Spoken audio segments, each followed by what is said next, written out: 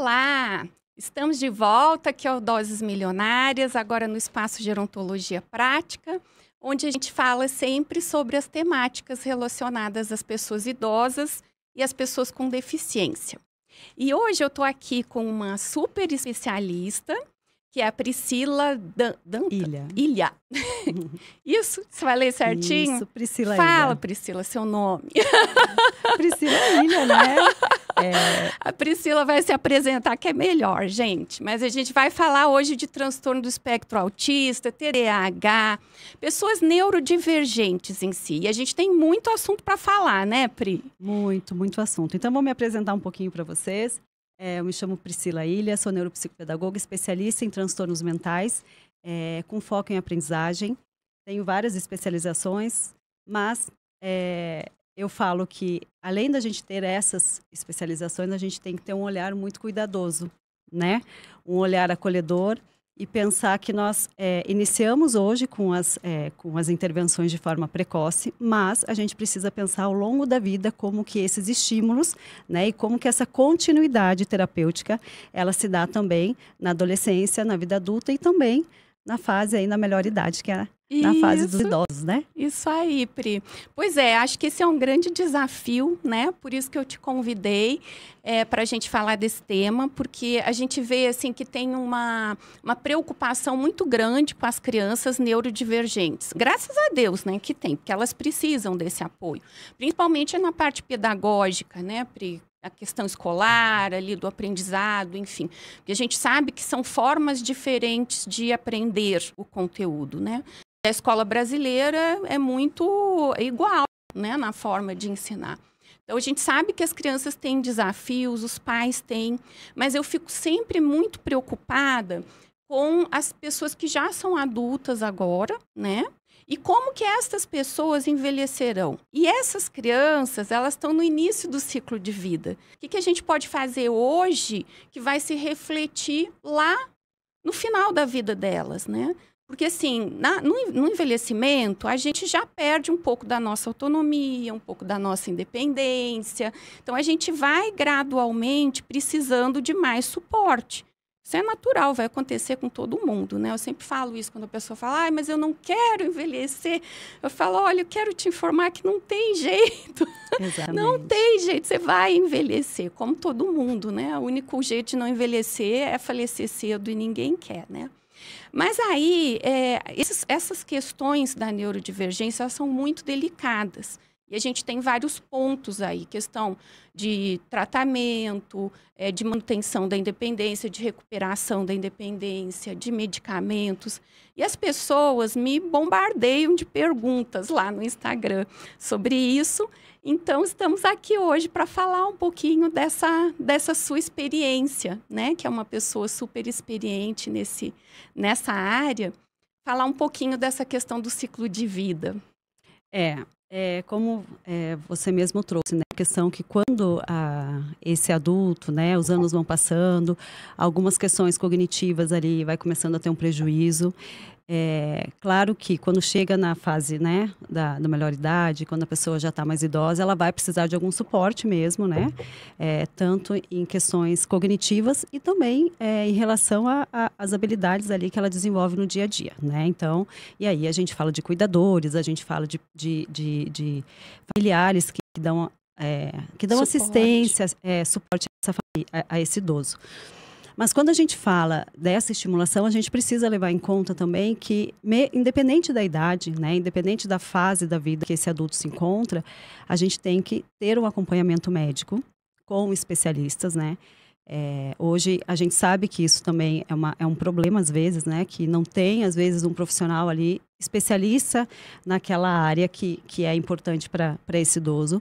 Mas a gente precisa ter o acesso ao profissional e ver uma melhor maneira de ter um plano de atendimento que seja funcional, levando em consideração a individualidade do idoso, né, ou desse adulto.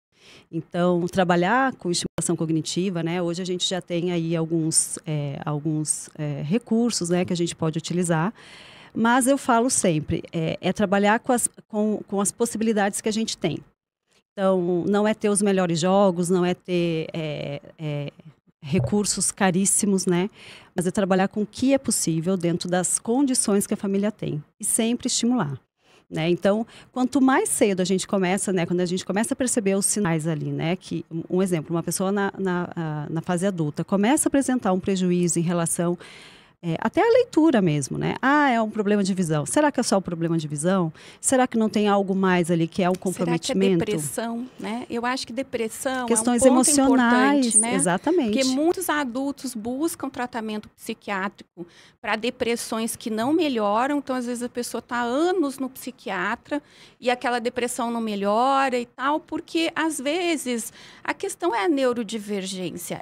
São os prejuízos que a neurodivergência causa para aquela pessoa, né? E muitas vezes a pessoa não sabe, né? Exatamente. Esse adulto não sabe que ele tem ali, pode ter um diagnóstico, pode ter um TDAH, pode ser um adulto que na fase adulta tem um diagnóstico também de autismo. Então, como lidar nessas situações? E aí também a gente precisa levar em consideração que é uma pessoa que já tem ali uma idade e muitas vezes tem essas barreiras, né, essas dificuldades de aceitar e iniciar um tratamento, né? E eu já ouvi muito, né? Psicólogo é para louco, psiquiatra é para louco, eu não vou fazer, isso é bobagem. E não é bobagem, né? A gente sabe da importância desses profissionais hoje em dia cada vez mais. E quando a gente tem, né? Quando esse idoso, quando esse adulto tem um suporte de profissionais, ele vai ter uma qualidade, vai melhorar muito a qualidade de vida dele no dia a dia. Né? Então, são estímulos simples que a gente faz. Então, um exemplo, a gente pode começar os estímulos com 1 hora por dia, 30 minutos por dia, entende? Atividades mais estímulos que vão proporcionar uma forma diferente de estimulação, então. Não é o mesmo tipo de estimulação para pessoas que não são neurodivergentes. Tem uma diferença ali, mesmo no adulto, não é só na criança essa diferença. Sim, o que a gente precisa sempre, independente de quem for fazer a intervenção, a gente tem que pensar que esse adulto também precisa ser avaliado. Por isso a importância, né? Um exemplo, se ele tem uma avaliação, ele está passando ali pelo médico, né? Passou pelo médico, o médico vai fazer alguns encaminhamentos que esses profissionais vão avaliar. E dentro dessa avaliação vai ser possível verificar ali quais os prejuízos e o que ele tem já, né, as habilidades que ele tem e a partir disso criar sim um plano dando esse foco, né? Então ele é individual, eu preciso pensar no individual e não no coletivo. Então muitas vezes a gente pensa, eu tenho um plano terapêutico para uma pessoa de 35 anos que tem um diagnóstico, diagnóstico de TDAH, isso funciona. Mas eu tenho outro que tem 40 anos e isso não vai funcionar. Então, é específico. O que serve para para outro eu preciso readaptar de todas as formas. Fala um pouquinho, Pri, do TDAH. O que você vê nos seus pacientes, assim, nos adultos principalmente, que chegam no seu consultório? Que tipo de características? O que você acha que isso causa de prejuízo para as pessoas? O que acontece? Porque tem muita gente nos assistindo aí que muito provavelmente não tem diagnóstico. Mas então, a tem aquelas dúvidas, né? Isso, exatamente. Ou os adultos falam, nossa, eu sou TDAH total, eu sou 100% TDAH. E muitas vezes é uma sobrecarga também do dia a dia, né? Então, a gente pensa assim, nossa, mas eu comecei a fazer uma atividade. Então, às vezes a procura é sobre isso. Eu começo a fazer uma atividade, eu paro na metade, eu já faço outra, aí eu não terminei de lavar louça, eu não terminei de fazer o dever com meu filho, Ou seja, às vezes também a gente tem a questão da sobrecarga, né? Então, é uma pergunta em anamnese básica, né? Quando o paciente vem para fazer a anamnese, a pergunta básica é sobre a rotina realmente do dia a dia. Sem caras, né? Porque se o profissional, se a gente está fazendo ali uma consulta avaliativa, né? De anamnese para saber realmente a rotina desse adulto, eu não vou conseguir ajudar. Né? Então, quanto maior a transparência do adulto, e aí às vezes é aquela questão, né? Nossa, eu vou ter que realmente falar isso? Então, às vezes tem essa barreira também, né? Essa dificuldade de conseguir abrir e realmente informar tudo que eu preciso saber em relação ao paciente. Mas até a maior mesmo, às vezes, permitir determinadas dificuldades, né? Nos clientes adultos que eu atendo, para fazer a adaptação da residência, né? De 5 anos para cá eu tenho trabalhado bastante com isso, mas raramente atendo adultos, né? Em geral são crianças ou são idosos, né? E aí, mas eu vejo nos adultos que tem essa coisa de dizer assim, eu não quero ter um diagnóstico, porque eu não quero ser inferiorizado, eu não quero que duvidem da minha capacidade. Então, eu acho que às vezes a pessoa não fala no consultório. É que nem idoso que caiu e não conta pra gente que caiu, porque ele tem vergonha. Então, às vezes eu acho que a pessoa tem essa dificuldade, sabe? De falar, ai, tá difícil para mim tal coisa, eu não consigo fazer. Ainda mais no mundo de hoje que a gente faz tanta coisa e todo mundo acha que tem que fazer um monte de coisa, né? E é exatamente isso. Essa sobrecarga hoje, né, tanto profissional como também das atividades do dia a dia, né, com filho, com casa, isso é uma sobrecarga. Então, é uma pergunta que sempre eu faço, né? Como está estruturada essa rotina?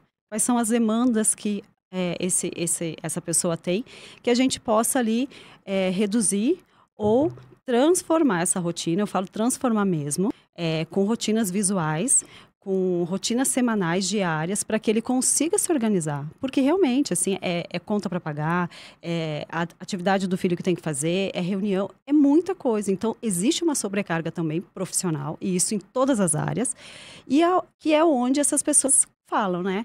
Eu sou TDAH, nossa, eu sou muito TDAH. Mas, na verdade, é o cansaço, né? É uma sobrecarga. Mas também a gente tem as dificuldades, sim, dos adultos que têm o diagnóstico. E como que a gente vai fazer um plano terapêutico, realmente. Aí é o que eu falei, a gente avalia, faz ali, aplica alguns protocolos, né? Que tem e aí validação. Um é de um jeito, um tem mais déficit de memória, vai ter outro um exemplo. tem mais Alguns vão ter mais atenção. habilidades em questões de cálculos, outros vão ter mais habilidades em leitura. Então, a gente utiliza essas habilidades, a gente traz para a estimulação mesmo cognitiva. Por quê? Porque existe uma dificuldade na organização. Existe uma dificuldade muito grande em adultos com TDAH também no planejamento, ou seja, eu preciso me planejar, preciso organizar e eu preciso executar. São 3 coisas no mínimo. Então, isso é muita coisa. Então, uma demanda simples, ela é enorme, né? Então, assim, é trabalhar o estímulo de forma terapêutica, né? Trazer muitas situações ali que eu tenha que trazer essa organização. Então, por exemplo, eu posso trazer, que nem eu falei já numa entrevista que eu dei, eu posso trazer uma caixa de ovo. E o que ele vai fazer com essa caixa de ovo? Muitas coisas. Por isso que eu falo que a estimulação, ela vem de várias formas, né? Só que eu preciso trazer essa caixa de ovo, pode ter vários objetivos, mas é esse adulto que vai precisar ter muita flexibilidade cognitiva, planejamento, organização para conseguir criar algo novo. E muitas vezes isso é algo que gera um desconforto muito grande. Por quê? Porque eu trouxe um único objeto. E desse objeto ele precisa criar uma coisa ou precisa criar 5 coisas. Depende do que a gente coloca no plano terapêutico. Porque eu estou trabalhando exatamente no prejuízo dele. Então, um exemplo, se eu tenho um adulto que tem uma deficiência intelectual e eu também preciso estimular, eu preciso entender que várias ações que eu faço, vários estímulos que eu dou para esse adulto, eu preciso repetir. Eu falo isso muito. Porque, assim como na criança, a criança tem uma deficiência intelectual, a idade mental está abaixo da idade que ela tem, então o que eu preciso fazer? Estimular. Né? Eu preciso trabalhar com o repertório básico e aumentar esse repertório conforme ela for conseguindo adquirir e generalizar essa aprendizagem. E isso são coisas simples. Às vezes, uma criança ou até mesmo um adulto, ele não tolera tocar numa textura mole, gelada. Porque às vezes são adultos que não foram trabalhados, né? Que, aliás, acho que a gente está tendo assim, um problema sério no número de profissionais necessários para atender a demanda, porque nós passamos muitos anos sem diagnosticar as pessoas, né? Sim, e os diagnósticos hoje estão precoces. E isso é muito bom, porque as intervenções precoces, a gente tem um resultado muito bom, né, a longo prazo. Porque eu vou dando estímulo, assim como eu dou alta para o paciente, mas em 3 meses eu volto a ver o paciente. Não é porque ele teve uma alta que está tudo certo. A gente volta daqui a 3 meses, reavalia e não abandona. Esse abandono terapêutico acontece muito. Eu imagino, né? Principalmente entre os adultos, né? Porque a criança, a mãe leva. Agora, o adulto, ele se envolve com outras coisas e deixa o tratamento de lado. E muitas vezes também, os pais aí que fazem um acompanhamento terapêutico com seus filhos, devem seguir as terapias. Um exemplo, teve alta, questiona mesmo o terapeuta. Ok, eu tive alta agora. Quando que eu retorno? Isso tem que estar em relatório, né? O relatório tem que constar isso. Porque o pai vai levar esse relatório para outros profissionais. E como que isso, né, o profissional que está lendo vai compreender ali nesse relatório quando é que ele retoma para, enfim, para fono, para TO, para o médico, enfim. Quando que vão ser as reavaliações, Isso, né? isso tem que estar muito claro. Porque o que acontece? Muitas vezes, né, começam uma terapia, começam as terapias, o paciente vai tendo ganhos, principalmente os adultos, né? Eles vão percebendo ali que vai tendo uma melhora, e aí existe o abandono terapêutico. E isso a gente precisa ir monitorando. Entendi. Né? Então, exemplo, agora mesmo eu estava num atendimento domiciliar, fiz o atendimento, vai ter uma alta aí, né? Então, a gente vai espaçar um pouquinho, na verdade não vai ser uma alta, a gente vai espaçar um pouquinho, eu continuo, né? Eu não vou no domicílio, mas a família fica me enviando os estímulos e a forma que eles estão também estimulando. Por quê?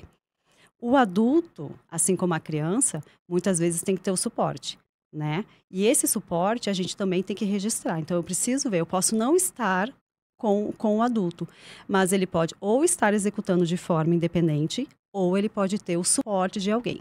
E aí é muito importante a gente levar em consideração que esse adulto que está tendo ali o suporte de outra pessoa, de um cuidador, ou de alguém da família, ou do filho, ele precisa saber como conduzir.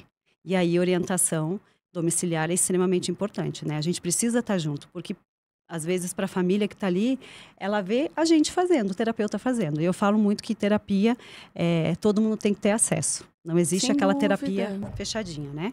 Eu sempre falo isso também, né? Porque é um conjunto. Todo mundo, na verdade, assim, tem uma pessoa que é o foco da terapia, mas todo o entorno dela influencia, né? Sim, e um exemplo, se o adulto, né, que precisa ter um suporte ali com algum cuidador, a gente precisa orientar esse cuidador e fazer na prática mesmo com ele como que isso funciona, como que dá certo, né? Acontece muito de terapias, às vezes, a criança super, ou até o adolescente ou o adulto, fazer na terapia de forma funcional, super tranquilo. Chega no ambiente domiciliar, não faz. Ou vem o sono, ou vem um ambiente que não está regulado. Às vezes é um ambiente intimidador, né? E um ambiente com muito estímulo. Eu faço isso na minha casa com a minha filha, né? Ela tem o quarto dela, mas o ambiente de estudo é o escritório. Então, é o meu ambiente de trabalho e o ambiente de estudo dela. Por quê? Porque eu preciso entender esse contexto que ela está estudando, assim como ela precisa entender o meu contexto que eu trabalho. Claro que a gente respeita cada um ali os seus materiais, mas é um ambiente que precisa estar completamente organizado. Eu falo, ambiente desorganizado, não existe ali uma aprendizagem efetiva. Porque a gente já tem um ambiente também de escola ou faculdade que é muito estímulo, né? Tem muito barulho, né? Muitas pessoas falando assuntos diferentes, né? E eu acho assim que para quem tem TDAH é muito difícil, né? Ouvir várias coisas ao mesmo tempo, ver várias coisas ao mesmo tempo. Então, sempre que eu vou adaptar ambiente para pessoas com TDAH, eu tento fazer ambientes mais limpos, né? Exatamente. Com mais gaveta, com mais nicho, prateleira, para a pessoa armazenar as coisas de forma organizada, né? Porque geralmente a pessoa está sempre visual, correndo, né? Isso. E não ter sempre o acesso visual, e que ter a dispersa. sensação de organização mesmo daquele ambiente, né? Exatamente. E aí isso melhora. As pessoas falam, nossa, mas melhorou muito depois que você arrumou meu escritório, agora estou conseguindo, enfim. Mas eu vejo que uma limitação grande é ser interrompido. Então, assim, eu mesma detesto ser interrompida, porque eu perco o fio da meada, eu escrevo muito, escrevo coluna de jornal, escrevo livro, preparo aula. E quando eu sou interrompida, eu perco minha linha de raciocínio e eu fico furiosa. E aí eu vejo que os adultos que têm TDAH, eles falam que isso é muito difícil, né?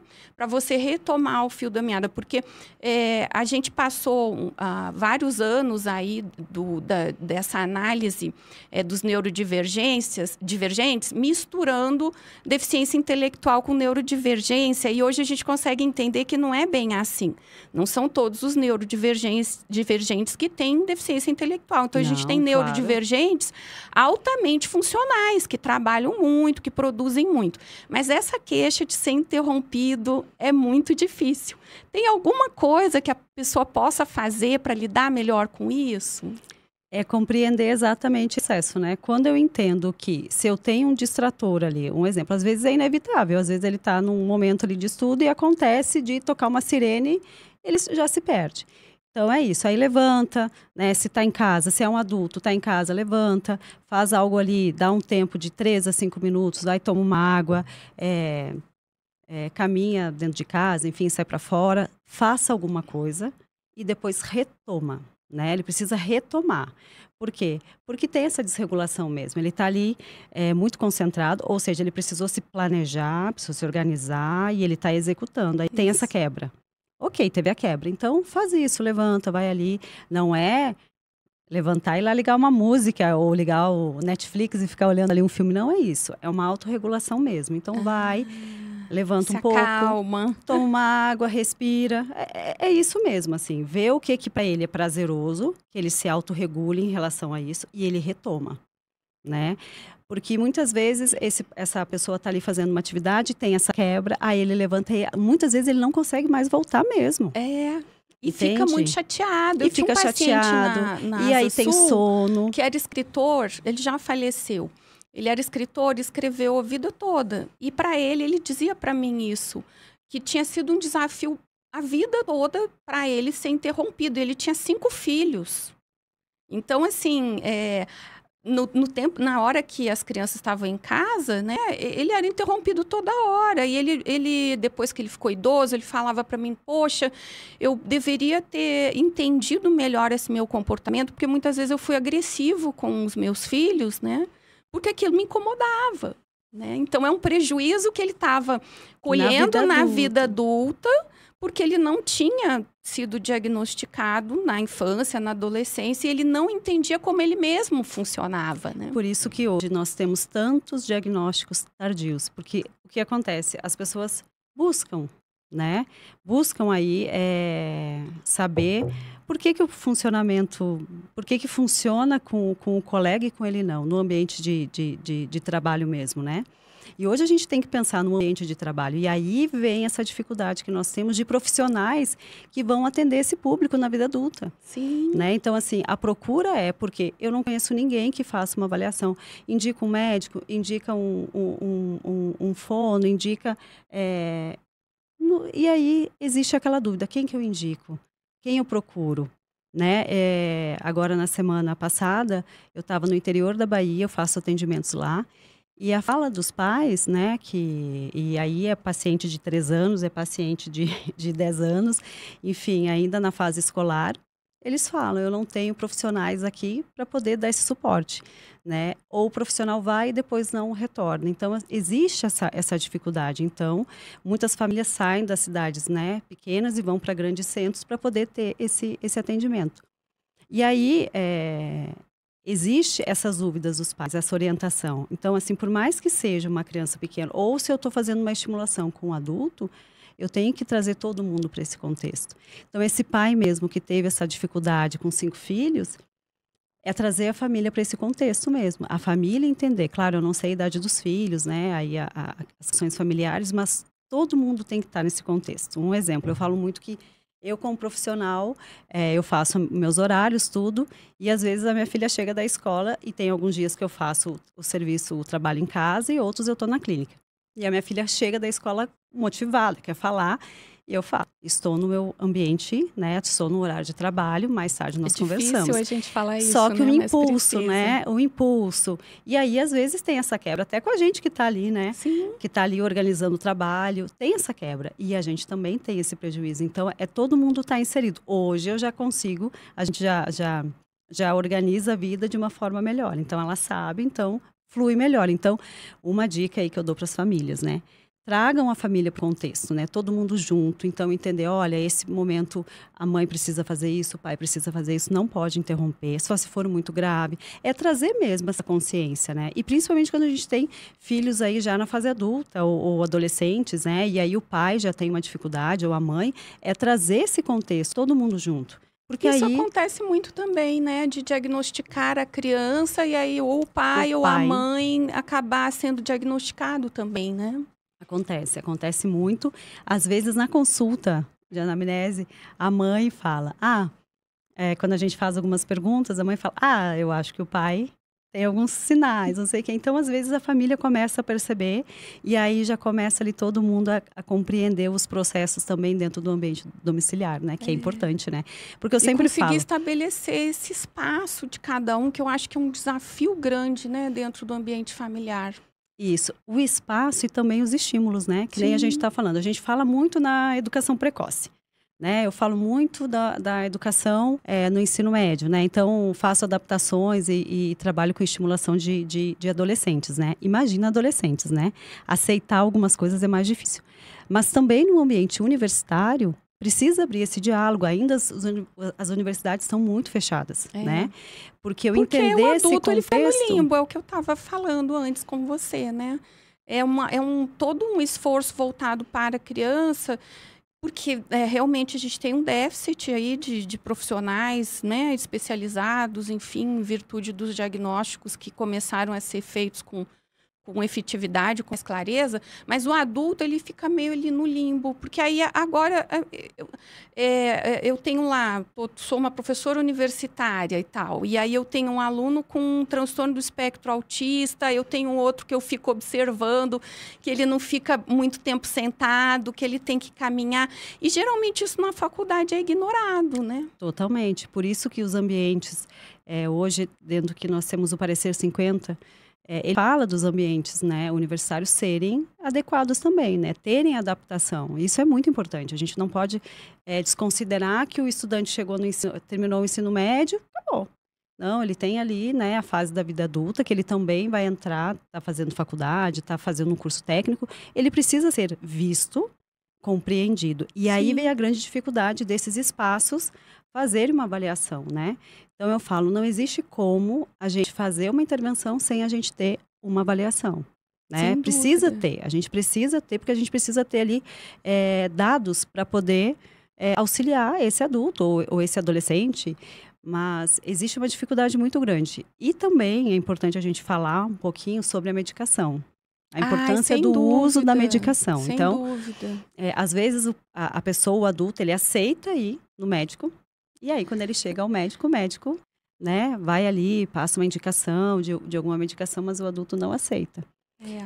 Só ele acha que é normal usar o o antidepressivo, mas usar uma medicação para TDAH ou uma medicação que ajude ele a dormir melhor ou coisa assim, ele não aceita muito bem, né? É mais difícil. Ou pensa, nossa, eu vou ficar viciado, eu nunca mais vou parar de usar. Então, existe esses mitos, assim, que muitos adultos têm. Como eu já ouvi, assim, como que os pais não têm diagnóstico, a filha tem o diagnóstico, ela usa a medicação, o pai não aceita. Porque tem o exemplo de colegas no ambiente de trabalho que tem tal comportamento, chegam sonolentos, não sei o que. Aí fica a pergunta, mas esse adulto que já toma uma medicação há muito tempo, faz o acompanhamento médico correto? Então, não adianta ir lá no médico, né? O médico só pegar a receita? Só pegar a receita, tomar a medicação, não faz a terapia, não segue as recomendações médicas. Isso influencia muito. Então, assim, não é a medicação que salva. É um combo todo, né? Com a medicação, com questões terapêuticas, né? E é como a gente fala, a terapia, ela vai ser dentro do que é necessário para o adulto. Então, não vai ser terapias que não tem sentido função para ele, né? Porque às vezes ele está trabalhando, ele está precisando melhorar a performance no trabalho, né? Ou mesmo administrar os relacionamentos, porque eu acho assim que a gente às vezes acha que só no transtorno do espectro autista é que tem esse prejuízo social, né? Mas não é. Também as outras pessoas com neurodivergência têm também. A gente sabe que tem particularidades em pessoas com altas habilidades, em pessoas com TDAH. E aí vem a confusão, né? De altas habilidades. Nossa, às vezes a criança, aí a gente vai lá no precoce, a criança com um aninho, 2, já está apresentando ali uma hiperlexia, um interesse grande por letras, números, por esse contexto mais que é acadêmico. Né? Ele tem essa busca, ela tem essa busca. E aí, não tem um contexto depois que ela compreenda quando ela vai ficando mais velha, né? Ela vai crescendo e o pai olha, nossa, mas tem altas habilidades. Isso, vai ser um sucesso e na aí vida. Já quer uma avaliação pequenininha, e aí vem e traz vídeo e fala, ó, aqui, tia Pri, ele já lê, blá, blá, blá. Às vezes a criança está fazendo a mesma leitura de um material repetido. Né? Olha ela que decora, interessante. ela Mas faz... é que altas habilidades parece que é um status, né? Então, assim, às vezes os pais querem que a criança tenha e eles não entendem que também ter altas habilidades é um tipo de neurodivergência e tem prejuízo, sim, ao longo da vida. Muito. Né? E um então, exemplo, tem aquela história, transtorno do espectro autista, a pessoa não quer ser diagnosticada. Mas altas habilidades, os pais querem. Um orgulho, né? Mas tanto uma coisa quanto a outra influencia no ciclo de vida. Claro. Né? Porque se eu pensar que uma criança ali tem altas habilidades, né? E aí, muitas vezes, o pai quer fazer a progressão. Nossa, é interessante. Hoje, até eu percebo que os pais estão bem mais conscientes e não querem, né? Mas eu já fiz muito relatório para fazer a progressão dessas crianças, né? Para ensinos na escola, na né? escola. Passar 1, 2 anos. Só que o exemplo, né? Tá no infantil, vai para o fundamental, sai do infantil, vai para o 3º ano, vai para o 2º ano. E aí, essas questões emocionais, como é que fica? Aí eu tenho altas habilidades, um prejuízo emocional gigante, um prejuízo social que vai aumentar, uma fuga do ambiente escolar, um cansaço, porque a criança quer brincar, mas ele tem que estar fazendo cálculos ali mais complexos. Então, assim, tem que ter muito essa consciência. Altas habilidades, a gente tem que ter um olhar muito cuidadoso, né? Um olhar muito acolhedor, porque esse aluno ou esse adulto, ele vai sim aprender de forma muito rápida, mas ele vai ter dificuldades em outras áreas. E também áreas acadêmicas, áreas de aprendizagem. Então, ele pode ser muito bom, mas muito bom em cálculos, mas em relação ali a artes, em relação a questões de leitura, não tem habilidade, tem lacunas gigantes, sabe? Um prejuízo grande. Mas eu quero que meu filho tenha altas habilidades, eu quero diagnóstico. Isso acontece muito. Quero levar a folhinha lá que está escrito altas habilidades. E às vezes é difícil essa maturidade da criança com as crianças mais velhas, né? Então, esse atraso social, ele é grande. Eu vejo assim que é desafiador, Pri, para a criança lidar também com as crianças da idade dela, porque às vezes ela está com uma maturidade mais para frente. Aí isso causa conflito. Muito. Mas aí se adianta demais o ano, aí você fica com aquela impressão, vai melhorar, porque as crianças estão mais maduras, não necessariamente, porque aí ele não passou por determinadas fases, né? Então é um desafio para esses pais, né?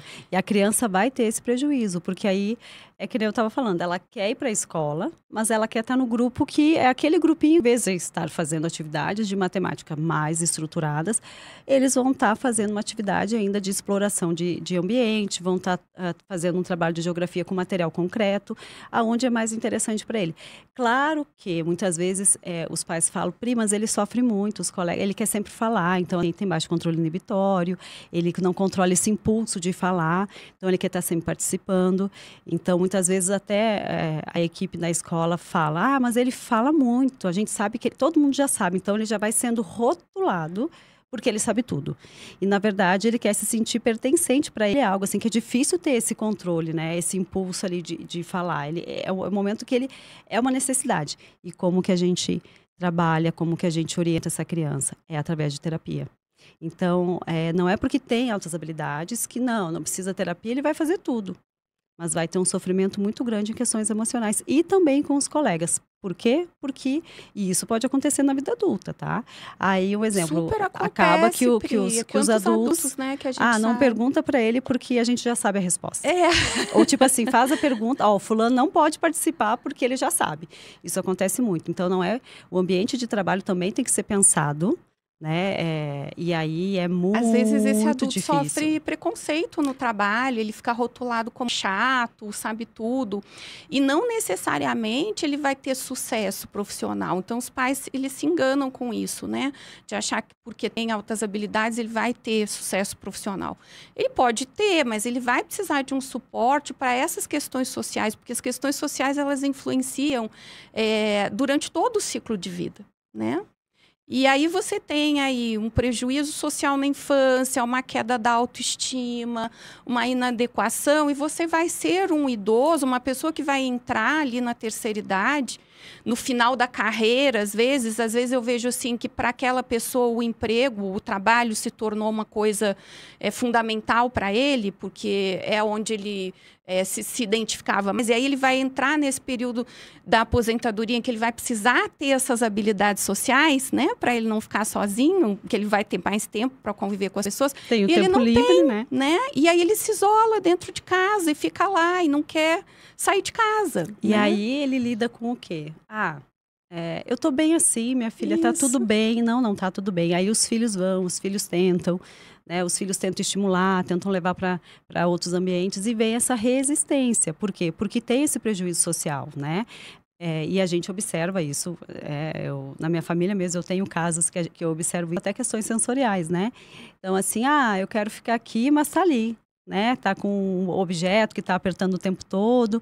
Então, assim, a gente percebe, a gente que já está na área há mais tempo, né? Que tem um olhar cuidadoso. Porque quando, eu falo muito, quando a gente leva, às vezes até a própria família sinaliza, né? Eu atendo, assim, uma família que o avô, né? Os pais, assim, um casal muito querido. Mas quem sinalizou todos os sinais da criança foi o avô. Ele falou, olha, Pri, eu sempre falei, desde que ele começou a engatinhar, que tinha alguma coisa diferente, mas os pais não me ouviram. Então, assim, ele se comprometeu tanto em levar a criança em terapia, e aí ele é o coterapeuta do neto. Imagina, um idoso ser o coterapeuta do neto. Porque os pais estão no trabalho e ele faz todas as atividades, e aí de estímulo, né? Não são reforços, são estímulos, e ele super aberto, ou seja... A criança tem um ganho e ele também tem um ganho, porque ele está ali lidando com situações diferentes do dia a dia dele. Ele poderia estar em casa, ele poderia estar ali sem preocupação. O filho, né, meu neto, meu papel é ser avô. Muito pelo contrário, é um avô que é o coterapeuta do neto. Super participativo, Super participativo. Então, eu acho super importante a gente falar dessas coisas todas, porque a gente está à beira da inversão da pirâmide populacional, né? Em 2050, a gente vai ter 30% da população acima de 60 anos. E o que eu venho observando, né, tanto na parte de saúde pública quanto privada, porque eu trabalho nas duas áreas, é que a gente tem pessoas envelhecendo de todos os tipos, né? Todas as pessoas estão envelhecendo. Então, antigamente os cadeirantes, né, faleciam mais cedo de infecções, de problemas. Hoje eles têm uma esperança de vida igual, uma qualidade, né? Uma boa qualidade de vida. Então, a gente tem aí pessoas neurodivergentes envelhecendo, pessoas que têm outras deficiências envelhecendo. E como que a gente vai lidar com isso tudo, né? Com essas particularidades? Porque eu sempre falo assim, às vezes as coisas, as pessoas têm dificuldade de separar uma coisa da outra, né? E isso é tão importante. Então, às vezes, aquela coisa assim, demência, esquecimento é demência é doença de velho, né? E aí, às vezes, não especula melhor, né? Eu até convidei o Dr. Jorge Rios, que a gente vai falar aqui num outro podcast sobre depressão e transtorno bipolar não tratadas na juventude, que levaram a problemas de saúde no envelhecimento, né? De saúde mental. Então, eu vejo a importância da gente falar sobre essas temáticas todas. Porque vai chegar um momento que essa pessoa vai estar velha e ela vai ter que ter construído toda uma vida, né? Uma vida preferencialmente independente, autônoma, né? E aí entra exatamente o que tu falou dos ambientes, né? Às vezes o idoso, né, ele tem uma resistência de... Às vezes o filho fala, olha, eu vou...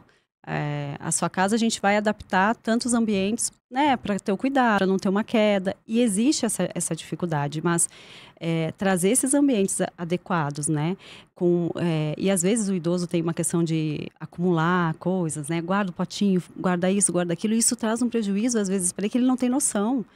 Porque especialmente se isso é uma característica que ele não consegue lidar por alguma particularidade, né? Não consegue lidar. E outra coisa que eu vejo, Pri, são os filhos achando que o idoso tem que fazer muita coisa, né?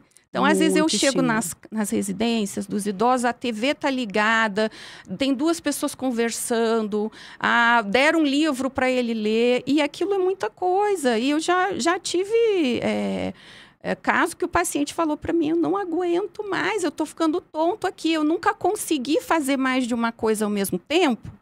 Né, na certa por alguma particularidade neurológica dele, talvez até um TDAH não diagnosticado, a gente não sabe. Eu sempre fiz tudo uma coisa de cada vez, e agora, porque eu tô velho e as pessoas estão com medo que eu tenha Alzheimer, as pessoas lotam minha agenda de atividade, as pessoas querem que eu faça tudo ao mesmo tempo. E isso não é saudável, né? Porque Não é assim, nada é importante, saudável. sim, a gente ter ali, e principalmente modificar essas atividades com o idoso, né? Trazer novas atividades ali. Um exemplo, vai fazer um passeio, vai para o museu, ou seja, trazer novas situações que ele tenha que vivenciar, porque é justamente por isso. A tendência é que ele siga sempre a mesma coisa, tá na zona de conforto dele. Sim. Então é muito importante que, se os filhos querem estimular os pais, querem que tem medo que ele tenha uma doença como Alzheimer, trabalhar estímulos com eles, né? Então, assim, e respeitar também esse tempo que ele tem que ter de pausa, descanso, né? Respeitar o esse funcionamento funcionamento dele, né? dele, a idade que ele está. Às vezes, eu não quero nunca sair, mas eu vou colocar no carro e vou viajar. Vai ter que ir junto. Ok, mas vai fazer sempre isso? Será que realmente é o ambiente que ele quer ir? Então, também ouvir, ter essa escuta, né, do idoso, para poder proporcionar para ele algo prazeroso, que muitas vezes, a partir desses momentos, o idoso começa, sim, a falar o que ele gosta, o que para ele não é bom, o que para ele é um prejuízo, o que incomoda. Muitas vezes, né, um idoso aí que tem o TDAH e não tem o diagnóstico, ele tem uma sobrecarga. Ele vai ter uma sobrecarga. E aí as pessoas falam, porque tá velho, quer dormir, tem que dormir. Não é. É uma necessidade que ele tem ali de realmente ter esses momentos de pausa. Interessante isso, né, Pri? Então, assim, a família, por isso que eu falo, a família tem que ser integrante, né? Então, assim, por mais que o pai é difícil, né? Já é mais, né? Não aceita, mas é ouvir ele. Às vezes a gente não ouve. Exatamente. Às vezes o filho não escuta, fala só sempre, rotula. só rotula. Porque já tá velho, porque já tá isso. E, na verdade, não é isso. Existe esse espaço que a gente tem que abrir para que eles tragam. Sim. Aí sim, aí é mais fácil de poder fazer intervenções, ter combinados com eles, né? Proporcionar ali algumas coisas que sejam boas, mas também eu vou proporcionar uma coisa que vai trazer um incômodozinho. E isso faz parte, eu preciso também. Então, dentro do processo de aprendizagem tem que ter um estresse, né? Ali para poder haver uma adaptação. Tem, né? claro que a gente dá uma insistida, não é flexibilizar, mas não é romantizar. Demais, né? As pessoas sobrecarregam muito. Não é uma sobrecarga, mas assim, eu preciso também trazer ali, como a gente fala, alguns momentos ali de desafios que eu preciso sim trazer esse desconforto, que senão vai ficar sempre na zona do conforto dele, né? Sim. E o idoso tem essa questão de muitas vezes mascarar, né? Sim. Então, quem estiver ali junto tem que insistir mesmo, é normal, a gente precisa fazer, mas também tem que ter esse ladinho da escuta aí. Isso. Pri, e você já atendeu algum adulto de idade mais avançada que tivesse diagnóstico de autismo, por exemplo? Acho que ainda não chegou. Só suspeita, né? Tenho até na minha família, e isso a gente vem acompanhando, mas assim, é que nem a gente fala dessa resistência de procurar, de levar no médico. Na minha família eu tenho, né? Então a gente tem a suspeita, então a gente vai tentando lidar de forma... Porque é aquela coisa, né? Santo de casa muitas vezes não faz milagre, né? Então, às vezes, a gente vai ali levando algumas situações e aí, quando eles percebem, eles recuam. Então, assim, não chega, né? Porque existe essa resistência muito grande. Então, é que a gente começa pela medicação. O médico vai, o psiquiatra, o neuro dá a medicação, não toma. Ou toma um dia, esconde, não toma mais. E aí vem toda uma desregulação, aí as coisas pioram. Então, assim, é mais difícil, porque realmente existe essa resistência. E é uma resistência que eu compreendo, porque são pessoas que não têm o acesso, que não têm conhecimento, assim, hoje que nós temos, né? Sim. Então, para eles, a gente conseguir desconstruir algumas coisas é difícil. É muito né? difícil. Mas não né? é impossível, eu sempre falo, é que nem uma adaptação com... Principalmente o rótulo do... vou falar uma palavra horrível, mas era a palavra que se falava antigamente, né? O rótulo do retardado, né? Então, a pessoa ela tem esse medo, né? De ser vista como alguém com uma deficiência intelectual, né?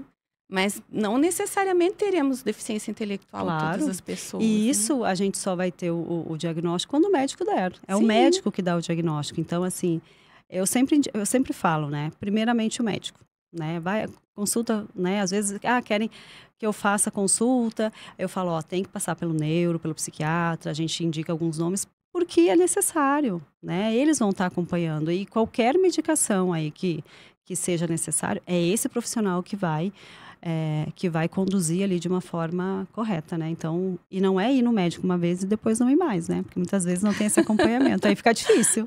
Sem dúvida, sem dúvida. Pois é, Pri, uma coisa que eu vejo assim que tem muita confusão é a história da demência, né, que eu já te falei. Então, às vezes é uma característica da pessoa ser mais desatenta, né? Mas assim, se ela for idosa, a família já vai pensar logo no processo de demência. E eu acredito que deva ser muito difícil separar uma coisa da outra na hora do diagnóstico. Existem testes específicos para você entender melhor se aquilo é uma característica da pessoa ou se aquilo já é um processo demencial? Esse processo dessa avaliação, ela é totalmente voltada para a área médica. Por isso a necessidade de começar com o médico, iniciar ali na consulta médica, porque é o médico que já vai direcionar exames que possam ser feitos, já vai direcionar terapias, já começa imediatamente tal terapia, já começa com essas estimulações, o médico já vai dar esses encaminhamentos. E ele vai solicitar alguns exames, então passa pelo médico, por isso a importância, eu reforço muito, o médico precisa ser ali, iniciar com o médico, né? Às vezes tem que ser um médico capacitado, que consiga fazer essa distinção. E aí, né? existe essa dificuldade, né? Quem que eu vou procurar? A gente passa alguns nomes. E às vezes, um exemplo, às vezes o médico vai precisar de uma consulta, de duas, vai pedir alguns exames, né? Vai ali vai pedir alguns testes, né? Com alguns profissionais. Ele vai juntar essas informações e aí ele vai fechar algum diagnóstico e aí vai a questão técnica médica mesmo. Então, assim, médico é fundamental. A gente não vive sem ele, né? A gente precisa dele ali, principalmente para poder diferenciar o que é uma demência, né? Ou um exemplo, se é uma pessoa que está aposentada, que acaba que está ali, passou por anos da vida dele, momentos de estresse no ambiente de trabalho, hoje ele quer relaxar. Sim. E às vezes a família interpreta isso como, não. Uma apatia, né? Tem algo errado aí. Tem alguma coisa errada. Isso. Né? Mas assim, o atendimento médico é fundamental para fechar esse diagnóstico e para poder direcionar realmente ao que precisa.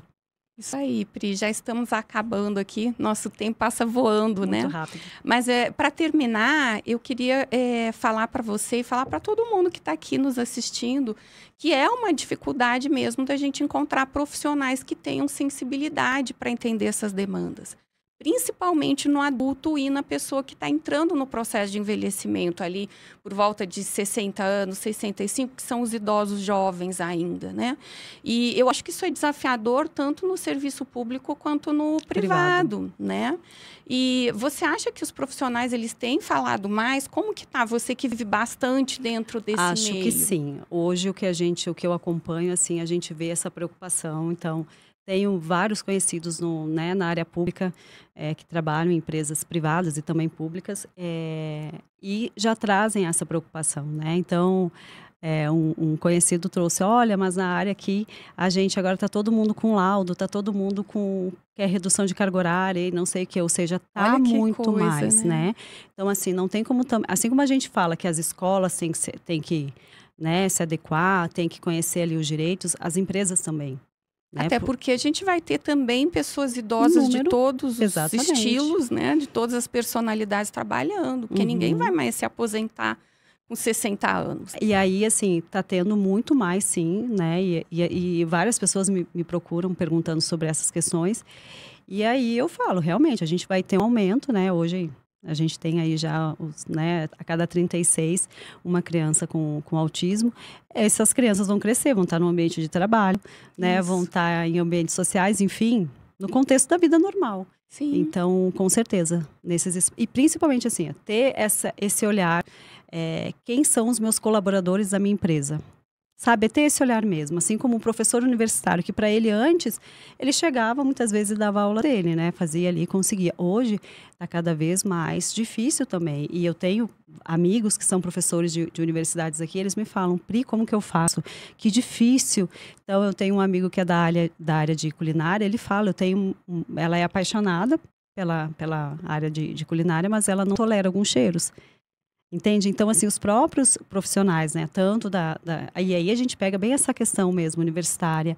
E aí, quando a gente chega também nos ambientes de trabalho, a gente tem que ter esse olhar, né? Mas, assim, a gente entende também que como é difícil nesses ambientes, pela demanda ali do trabalho, das pessoas terem esse olhar, né? Terem esse cuidado.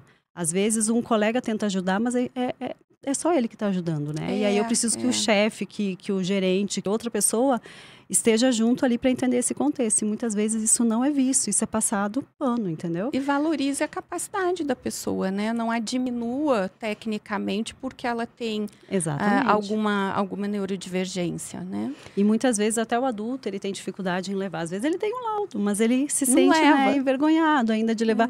Ou não, né? Mas assim, eu percebo que já tem chegado mais nos ambientes de trabalho esses profissionais que levam, sim, o diagnóstico, que falam das suas capacidades, que falam das suas barreiras que tem mesmo, né? E isso é normal e a gente tem que falar sobre isso, né?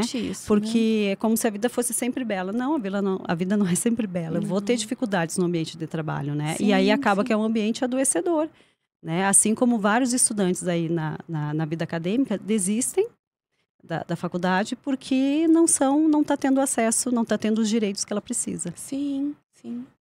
Pri, então quero super agradecer por você ter aceitado vir bater esse papo com a gente, comigo, com os telespectadores aí, pessoal que está nos assistindo.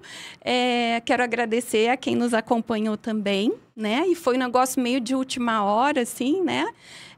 Mas foi maravilhoso e eu quero te receber aqui de novo para falar mais sobre esse assunto, né? Eu sempre falo assim, quanto mais boca no trombone a gente colocar, acho que mais a gente consegue mudar a sociedade, né? Sim, e é muito importante, né? Levar em consideração a importância desses acompanhamentos. Não pensar somente que né, na vida ali, na fase infantil, mas a gente tem que pensar na fase adulta, né? No idoso. Eles estão aí, né? E a gente vai chegar nessa fase também. Então, tem que ter esse olhar. Eu falo que, quando a gente avalia, quando a gente atende, a gente tem que ter esse olhar técnico, mas a gente tem que ter muito acolhimento, muito vínculo, muito carinho, porque eu tô junto com uma família, né? Então, ter esse olhar, ter esse carinho é extremamente importante. Então, no momento que eu entro na casa de uma família, que eu entro na vida de uma família, eu preciso levar em consideração que eu estou fazendo parte daquele contexto e eu preciso fazer o meu melhor. Nem sempre a gente consegue, né? A gente também tem. Mas a gente tenta, Mas a gente tenta. A gente tem que tentar. A gente tenta. Eu quero que você deixe seus contatos para o pessoal que está nos assistindo. Eu vou deixar meu Instagram, Priília, neuropsicopedagoga. Vocês vão lá, me mandem um direct que tem lá também, tem meus contatos, meu e-mail, tá tudo lá certinho. E aí vocês podem me mandar lá uma mensagem que eu respondo, tá bom? Obrigada, Pri. Super obrigada.